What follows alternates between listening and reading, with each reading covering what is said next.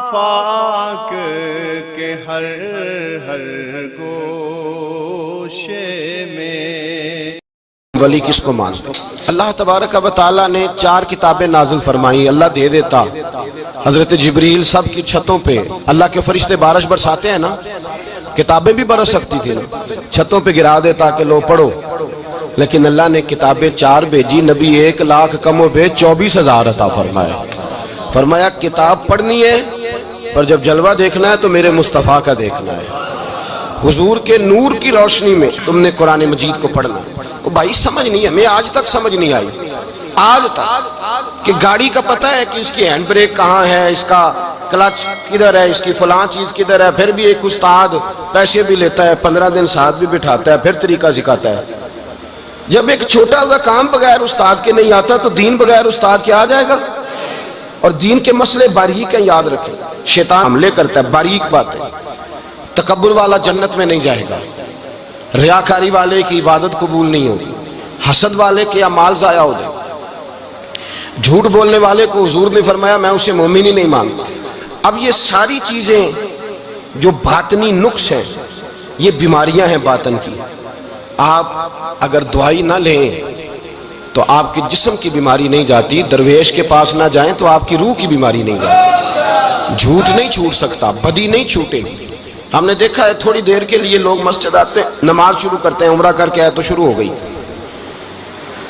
تھوڑا سا حج کر لیا شروع ہو گئی، خدا نہ خواستہ گھر میں کسی کا انتقال ہو گیا تو نماز شروع ہو گئی، تو ٹھیک کریں، لیکن وہ بعد میں چھوڑ جاتے ہیں۔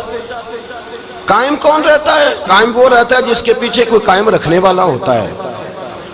موبائل بند ہو جاتا ہے اگر بیٹری اس کی چارج، ہم اللہ والوں کے پاس جاتے ہیں، ان کی 2 باتیں بیٹری چارج کر دیتی ہیں، وہ ہمیں بتاتے ہیں کہ جینا کس طرح ہے، انسانیت کیسے تم نے اپنے اندر پیدا کرنی ہے، تم نے اللہ سے ڈرنا کس طرح۔ ان کی باتیں دلوں کو نرم کرتی، ان کی گفتگو انسان کو بدل دیتی، ان کی صحبت میں بیٹھنے والا بڑا آگے جاتا ہے، جو ان کی خدمت عالی مرتبت میں رہتا ہے اللہ اسے اسی طرح کا رنگ عطا کرتا ہے۔ سنیں میرے نبی پاک سید عالم علیہ السلام کے صحابی حضرت ابو ذر غفاری نے پوچھا حضور ایک بندہ نیک لوگوں سے پیار کرتا ہے پر ان کی طرح کے کام نہیں کرتا، اس کے بارے میں حکم کیا ہے؟ کوشش کرتا ہے پر غلطی رہ جاتی ہے، پر پیار سچا کرتا ہے۔ تو آپ ترغیب و ترہیب پڑھیں، میرے رسول پاک نے فرمایا جو جس سے پیار کرے گا جنت میں اسی کے ساتھ کھڑا کیا جائے گا۔ کہہ رہے ہیں کہ حضور عمل نہیں کرتا، ایک مرشد کامل، لیکن میرے بھائی جو رب کریم کے بندے تھے ان کا رشتہ اصلاح کا رشتہ تھا، پیر کے ساتھ رشتہ اصلاح کا رشتہ ہوتا ہے۔ وہ جو لوگ رسمی بیعت کرتے ہیں نا، ٹھیک ہے مرید ہو گئے چلو روزی میں برکت ہو جائے گی، اس سے بھی انکار نہیں۔ اعلیٰ حضرت فرماتے ہیں بیعت برکت کی بھی بڑی بات ہے، اور دلیل کیا ہے؟ آپ فرماتے ہیں اگر اصحاب کہف کا کتا ولیوں کے پاس بیٹھ جائے اللہ اسے خالی نہیں رکھتا، تو ولیوں سے پیار کرے گا تو کیسے خالی رہ جائے گا؟ بیعت برکت بھی بڑی بات، لیکن جب آپ مرید ہوں تو جس مکتب میں جائیں اس کا سبق یاد کریں، جس چیز سے روکا جائے اس چیز پر، سمجھ آ رہی ہے میری بات کی؟ لوگ کہتے ہیں جی معرفت کیا ہوتی ہے، تو معرفت آپ قرآن مجید کا 15واں سپارہ آخر سے اور 16واں سپارہ شروع سے پڑھیں، حضرت خضر اور جناب موسیٰ کا واقعہ دیکھیں، وہ ساری معرفت کی بات ہی تو ہے۔ ایک بندہ قتل کر دیا جناب خضر نے، حضرت موسیٰ کہتے ہیں یہ کیا کیا؟ آپ فرمانے لگے یہ اپنے باپ ماں کے لیے تکلیف کا سبب بن جانا لہذا قتل کر دیا، بچوں کی دیوار سیدھی کر دی، یہ ساری تفصیل قرآن مجید میں ہے۔ تو حضرت سیدنا موسیٰ علیہ السلام کہنے لگے یہ کیا؟ فرمایا ان کا باپ بڑا نیک آدمی تھا۔ تو بھائی تفصیل دیکھیں آپ، اللہ والوں کے پاس لوگ جایا کرتے، ان کے پاس بیٹھتے۔ ہمارے دور کے اندر ایک بڑا غلط کام کرتے ہیں لوگ، ایک تو جاتے نہیں، پیر نہیں پکڑتے، شیخ نہیں پکڑتے، اور حضرت باجید بستامی فرماتے ہیں اگر نیکی بتانے والا تجھے کوئی نہ ہو، تیرا پیر کوئی نہ ہو، تو شیطان تو پھر ہے ہی تیرے ساتھ، بدی پہ تو وہ لگائے گا ہی۔ اگر نیکی بتانے والا کوئی نہیں تو پھر بدی بتانے والا تو تیرے ساتھ ہے۔ ہم نے یہ دیکھا ہے، اپنی زندگی کا چھوٹا سا تجربہ ہے کہ جو آ کے مرید ہوتا ہے وہ سارا بدل جاتا ہے، اس کے لیے داڑھی رکھنا آسان ہو جاتا ہے، اس کے لیے درود پاک پڑھنا، چڑھتی جوانی مال دولت سارا کچھ، لیکن اس کے لیے تبدیل ہونا۔ اور جو لوگ اس طرف توجہ نہیں کرتے، اس मार्फत की तरफ रुजू नहीं करते, उनकी जिंदगियां बीत जाती है, वैसे के वैसे ही रहते हैं, तब्दीली नहीं आती। तो भाई इस जमाने का जुर्म पता क्या है?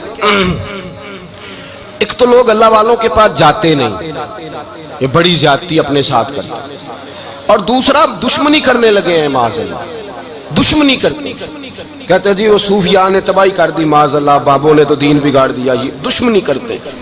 इब्ने माजा सियासता की किताब है। हजरत उमर कहते हैं मैं हुजूर के रोजे पे गया तो जनाब माज बिन जबल हुजूर के रोजे पे बैठे रो रहे थे, तो मैंने कहा माज क्यों रो रहे हो? कहने लगे नबी पाक की एक बात ने रुला दिया। मैंने कहा क्या हुआ? तो कहने लगे रसूल पाक ने फरमाया है, दो बातें इतनी सख्त कर दी हैं कि मैं डर रहा हूँ कहीं मुझसे ये गलती हो ना जाए। कहा वो क्या? फरमाया कि नबी पाक ने फरमाया छोटी सी रियाकारी भी शिरक है, छोटा सा दिखावा भी, अगरचे शिरक असगर है पर छोटी सी रियाकारी भी शिरक है। और दूसरा हुजूर ने फरमाया रब फरमाता है जिसने मेरे वली से दुश्मनी की मेरा उसके खिलाफ ऐलाने जंग है, मेरा उसके खिलाफ ऐलाने। दो जुर्म ऐसे हैं जिनके बारे में अल्लाह ने फरमाया मैं तुमसे जंग करूंगा। एक फरमाया अगर तुम सूद नहीं छोड़ोगे तो जंग करूंगा, एक फरमाया मेरे वली से दुश्मनी करोगे तो मैं तुम्हारे साथ, बोलिए मैं तुम्हारे साथ जंग करूंगा, अगर तुम नहीं छोड़ोगे तो मैं जंग करूंगा। तो मेरे भाई समझ लें, औलिया अल्लाह के पास नहीं जाते तो कम से कम दूर रह के प्यार तो करें, दूर रह के प्यार तो करें, प्यार तो करें उसके साथ। और अल्लाह के वलियों की दुश्मनी बड़ी खतरनाक होती है। अब ये जो हजरत माज रो रहे थे ना, तो उसकी शरह में हजरत हकीमुल उम्मत ने लिखा है, हजरत माज कहने लगे कि मैं रो इसलिए रहा हूं कि ऐसा ना हो कि मैं किसी बंदे की बेअदबी कर दूं और वो अल्लाह का वली हो, तो मैं रो रहा हूं कि कहीं कोई बात ना मुझसे निकल जाए। लोग फार फार बातें करते हैं, फार फार लोग एक मिनट के अंदर बड़े बड़े लंबे चौड़े एतराजात करते हैं। तो भाई अल्लाह के वलियों के साथ प्यार करें, उनकी सोहबत में जाएं, उनके पास बैठें, उनकी संगत इख्तियार करें, उनसे अपनी रूह और कल्ब के लिए दवाई खरीदें, जो वो परहेज बताएं वो परहेज करें। फिर देखें अल्लाह तबारक व तआला आपको नमाज में इत्मीनान अता करेगा, कुरान पाक में दिल लगेगा, दुरूद व सलाम का मौका मिलेगा। और अगर ये काम नहीं करते फिर मुखालफत करेंगे। फिर क्या करते हैं लोग? एक बुजुर्ग गुजरे हजरत अबू सईद अब्दुल्ला उनका नाम है, बगदाद में पढ़ते थे, और खुशकिस्मती ये है कि हुजूर गौसे पाक के क्लास फेलो थे, हुजूर गौसे पाक के साथ पढ़ते। हजरत अब्दुल्ला फरमाते हैं कि मैं भी पढ़ता था तो एक बड़ा लायक स्टूडेंट था, उसका नाम था इब्ने सका, वो भी पढ़ता था।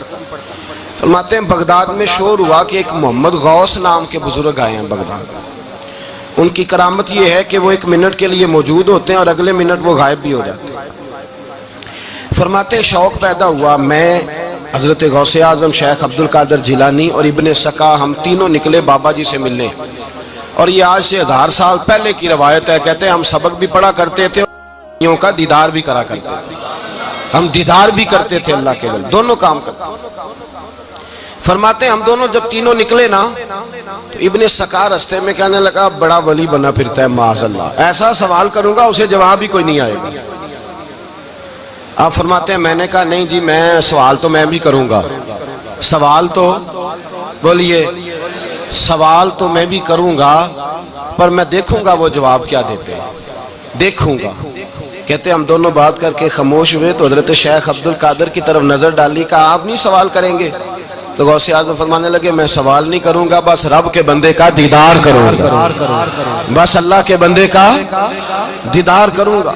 और फरमाते हैं कि हम पहुंचे बाबा जी के कमरे में, गए तो बाबा जी मौजूद थे, हम जाके बैठे तो बाबा जी गायब हो गए। थोड़ी देर गुजरी तो आए, सलाम के बाद पहले लफ्ज पता उनके क्या थे? कहने लगे इब्ने सका तू क्या कहता था ऐसा सवाल करूंगा जवाब नहीं आएगा? मैं तेरे अंदर से कुफर की बू देख रहा हूं, कुफर की बू देख रहा हूं, तो रब के बंदे से दुश्मनी करता है।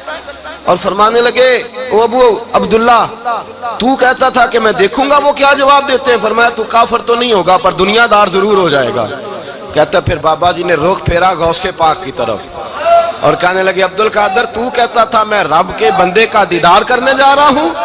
फरमाया जा मैं तुझे दुआ देता हूं, जब तक तेरा कदम नहीं लगेगा अल्लाह किसी को विलायत अता नहीं करेगा। जा मैं तुझे दुआ देता हूं, जब तक तेरा कदम नहीं लगेगा रब किसी को विलायत। हजरत अबू अब्दुल्ला फरमाया करते थे हम आ गए, इब्ने सका फिर ना माना, कहने लगा नहीं नहीं ऐसे ही बात कर दी है, इस तो कोई इल्मे गैब है माज़अल्लाह। کہتے ہم نے دیکھا وہ سب سے بڑا عالم بنا، مناظر بنا، بڑی تقریریں کرتا، واضح کرتا. پھر وہ روم چلا گیا، روم کے بادشاہ نے اسے وزیر اوقاف بنا لیا. پھر ایک دن روم کے اس عیسائی بادشاہ کی بیٹی اسے پسند آ گئی. کہنے لگا میں نے شادی کرنی ہے.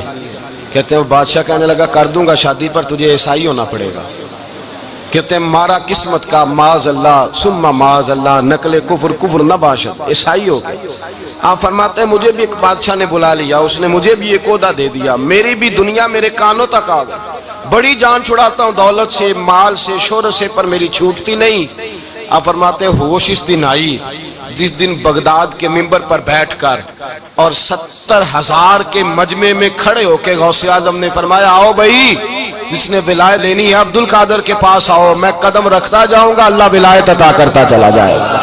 آؤ میرے پاس، میں ولایت دیتا ہوں. ہر مشکل دی کنجی یارو ہاتھ مرداں دے آئی، تے مرد نظر کرے جس ویلے مشکل رہے نہ کائی.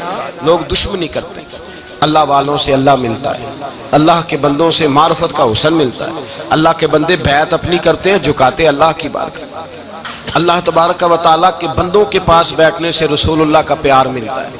اللہ کے بندوں کی صحبت حضور کے دروازے تک لے جاتی ہے. رب کریم کے بندوں کی صحبت عاجزی سکھاتی ہے. اللہ کے بندوں کے پاس بیٹھنے والے اللہ اللہ کرنے لگتے ہیں. رب کریم کے بندوں کے پاس بیٹھنے والوں کو سجدے کا نور حاصل ہوتا ہے. اور میرے بھائی اگر تو نے کسی کے ہاتھ میں ہاتھ دیا ہو تو ملے گا کیا؟ ملے گا کیا؟ خواجہ نظام الدین محبوب الہی رحمت اللہ علیہ کھڑے تھے تو ایک آدمی حلوائی کی دکان پہ کچھ چیز لینے آیا. کوئی درویش سادہ سا آدمی چھوٹی سی مسجد سے نکلا، حلوائی سے کہا دے دے. حلوائی کہا چل دوڑ جا، تو روز آگے کھڑا ہو جاتا ہے، جب سارے آتے ہیں تب آیا کر. غریب گاہک تھا نا تو حلوائی نے جھڑک دیا. اس درویش کو جوش آ گیا، کہنے لگا میرے ساتھ بدتمیزی نہ کرنا ورنہ میں تیری دکان الٹ کے رکھ دوں گا، میں تیری دکان الٹ دوں گا. کہنے چل دوڑ جا، بڑے دیکھے ہیں تیری طرح کے دکان الٹنے والے. حضرت نظام الدین محبوب الہی گزر رہے تھے، حلوائی کی نظر پڑی تو دوڑ کے دست بوسی کرنے آیا. کہنے لگا حضور السلام علیکم. آپ فرمانے لگے اس کے ساتھ بد اخلاقی نہ کر، تیری دکان واقعی الٹ جائے گی. کہا حضور کس طرح؟ یہ تو ایسے ہی سادہ سا ہے. آپ فرمانے لگے یہ بھی سادہ ہے، اس کا پیر بھی اسی طرح کا ہے، پر دادا پیر بڑا باکمال ہے. وہ جس کے ہاتھ میں اس کا ہاتھ ہے وہ بڑا باکمال ہے. فرمایا وہ تیار کھڑا ہے. وہ کہتا ہے چلو نالائق ہوا تو کیا ہوا، بچہ تو ہمارا ہی ہے نا. کہہ دے گا تو الٹ دیں گے، بچہ تو ہمارا ہی ہے نا. مجھے دشمنوں نہ چھیڑو، میرا ہے کوئی جہاں میں ابھی پکار لوں گا، نہیں دور ہے مدینہ. یہاں کوئی لاوارث لوگ بستے ہیں، خدا کے فضل سے ہم پر ہے سایہ غوث اعظم کا، ہمیں دونوں جہاں میں ہے سہارا غوث اعظم کا. خدا دے گا منادی حشر میں یہ قادریوں کو، کہاں ہے قادری کر لے نظارہ غوث اعظم کا. اور اس سے مراد ہر پیار کرنے والا ہے، صرف سلسلے میں آنے والا نہیں، ہر پیار کرنے والا قادر. بھائی سمجھ لیں، یاد رکھیں، اس بات کو پرکھیں. اللہ والوں کی صحبت تو انسان کو کمال کر دیتی ہے، وہ تو نواز دیتی ہے، وہ تو نورن. ایک بات اور ہے، کچھ لوگ کہتے ہیں کتنی فرما برداری کرنی چاہیے پیر کی. میں نے کہا وہ روحانی طبیب ہوتا ہے. ایک ڈاکٹر سے دوائی لے کے بندہ ایک ڈاکٹر سے دوائی لے تو پھر ساتھ اگلی دکان پہ بھی چلے جانا چاہیے. کیوں جی؟ کی پتہ کتھوں رام آ جائے. ایک سے دوائی لی پھر ساتھ ہی اگلی دکان پہ، پھر اس سے اللہ جانے کہیں سے شفا مل جائے، کدھر سے شفا مل جائے. اور بھئی ایسے نہیں ہوتا. دوائی تو ایک حکیم سے کھائے گا، ایک ڈاکٹر کی کھائے گا، جو پرہیز بتائے گا وہ پرہیز. اگر طبیعت ٹھیک نہیں ہوگی تو دوبارہ جائے گا، وہ کہے گا میں نے تیری دوائی بھی بدل دیا، تیری پرہیز بھی بدل دی. اور ایک وقت آئے گا کہ انشاءاللہ شفا. حضرت علی بن ہیتی حضور غوث اعظم کے خلیفہ تھے، ان کے مرید تھے علی بن جوسکی نام تھا. حضرت غوث اعظم رضی اللہ تعالیٰ عنہ اپنے خلیفے سے ملنے آئے تو آگے سے ان کے بھی اپنے مرید کو کہا کہ چل پیر صاحب کے قدم دبا. وہ غوث اعظم کے قدموں میں بیٹھنے کی بجائے اپنے پیر کے قدموں میں بیٹھ گئے، دبانے لگے، ڈانٹا کہنے لگے تیرا دماغ ٹھیک ہے، چل حضور غوث اعظم کے قدم دبا. وہ پھر اٹھے، گھوم کے پھر ان کے پیروں میں بیٹھ گئے.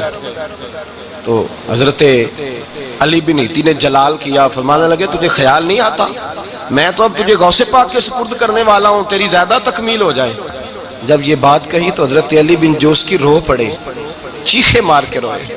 وہ روئے تو غوث پاک بھی روئے اور فرمانے لگے علی بن ایتی اسے مجھے نہ دے, یہ جس پستان سے دودھ پینے کا عادی ہو گیا اب اسے کسی اور جگہ مزہ نہیں آئے گا, اسے یہیں رہنے دے, یہیں رہنے دے. بڑا اعتراض ہے لوگوں کو بہشتی دروازے پر. بہشتی دروازہ کہتے ہیں جنت اتنی اونچی تھی نیچے کیسے آ گئی؟ میں نے کہا تم نے پڑھا نہیں نا قرآن و حدیث. جنت بڑی اونچی تھی پر میرے نبی نے فرمایا میں نے ماں کے قدموں کے نیچے لا کے رکھ دیا. تم نے پڑھی نہیں نا, اصل میں پڑھی نہیں. تمہیں کیا پتا کبھی کسی چیز پہ اعتراض. ہم تھوڑا کہہ رہے ہیں کہ جو بہشتی دروازے سے گزر گیا ایک فضیلت ہی ہے نا جی. ایک ہر مسجد جنت ہے کہ نہیں؟ بولے. حضور نے فرمایا جنت کی کیاریوں کے پاس سے گزرو تو کچھ کھا لیا کرو. جب ہر مسجد جنت ہے تو بابا فرید کی مسجد جنت کیوں نہیں ہو سکتی؟ عجیب چکر ہے. اور بندے بھی کہتے ہیں وہ جی فلانا گیا تھا تو کہتا ہے میں جنتی ہوں. بھائی کس نے کہا؟ بلکہ ایک بڑی اعلیٰ حضرت کے ایک مرید ہوئے مولانا حشمت علی خان صاحب. حضرت مولانا حشمت علی خان صاحب رحمۃ اللہ تعالیٰ علیہ نا پاک پتن سے واپس آ رہے تھے تو بس کی چھت پہ بیٹھے تھے. تو کہتے ہیں رستے میں نا ایک دو بندہ آ گیا جس کو تنقید کی عادت تھی اللہ والوں کی. مجھے کہنے لگا مولوی کہاں سے آ رہے ہو؟ میں نے کہا پاک پتن شریف سے. پاک پتن سے. کہنے لگے میرے کپڑے سونگنے لگا. کہنے لگا بہشتی دروازہ گزرے ہو؟ میں نے کہا گزرا ہوں. تو کہنے لگا پھر جنت کی خوشبو نہیں آ رہی؟ نبی پاک نے تو فرمایا تھا کہ 500 سال جنتی دور ہوگا تو اس کی خوشبو آئے گی, تم سے نہیں آ رہی. مولانا بڑے حاضر دماغ تھے, کہنے لگے ایک حدیث پڑھی ہے ذرا دوسری بھی پڑھ لینی تھی. نبی پاک نے فرمایا جہنمی کو جنت کی خوشبو کوئی نہیں آئے گی. ایک ہی پڑھی ہے تو نے, اگلی بھی پڑھ لینی تھی. کہتے ہیں وہ بندہ کہنے لگا روکو بس مجھے نیچے اتار دو. یہ تو کوئی تگڑا بندہ ہی جواب دینے والا آ گیا. ایک ہی پڑھی ہے حدیث تو نے, سے اگلی نہیں پڑھی. شیخ کی خدمت, شیخ کی خدمت نواز دیتی ہے. اور پھر ایک اور بات, میرے حضرت صاحب تو حد کرتے ہیں, ایک جملے میں سمو دیتے ہیں سمندر. کسی نے کہا حضرت جی ساری زندگی بندہ کسی کی خدمت کرتا رہے اللہ کا بندہ سمجھ کے, وہ اندر سے جل ہی نکل آئے تو پھر تو آپ فرمانے لگے ہم نے بندے کی خدمت نہیں کی اللہ کے بندے کی ہے, تو اجر کس نے دینا ہے؟ بولے.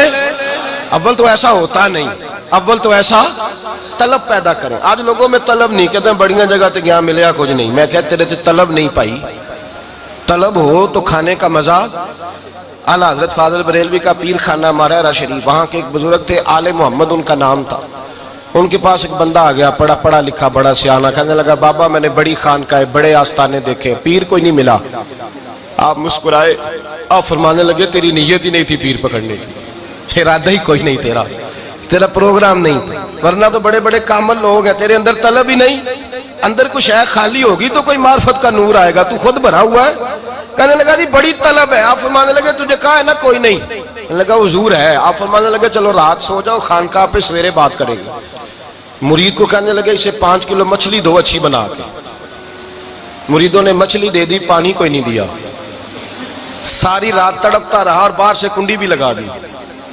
سویرے حضرت آل احمد آئے, دروازہ کھولا, قدموں پہ گرا, کہنے لگا حضرت جی پانی, حضرت جی پانی پانی پانی. آپ فرمانے لگے سلام تو لے لے پہلے. کہنے لگا نہیں حضور پانی پانی. آپ فرمانے لگے بتا مچھلی کہے گا حضور پہلے پانی پہلے پانی. حضرت نے ایک جملہ کہا, رب کے بندوں کی ایک بات کمال کر دیتی ہے. فرمایا پتہ چلا طلب کیا ہوتی ہے؟ پتہ چلا طلب کیا ہوتی ہے؟ کہنے لگا سونے لگ پتہ گیا ہے کیا ہوتی ہے, لگ پتہ گیا ہے. آپ نے پانی بھی پلایا, مرید بھی کیا, اور جب سینے سے لگایا تو فرمایا جا تو نے طلب پیدا کی تھی, میں نے رب کے فضل سے تجھے فیض دیا ہے. کہتے وہاں بیٹھے بیٹھے کالے رنگ کا تھا, اللہ نے گورا رنگ بنا دیا, نورانیت چھلکنے لگی. وہاں بیٹھے بیٹھے ہی کمال.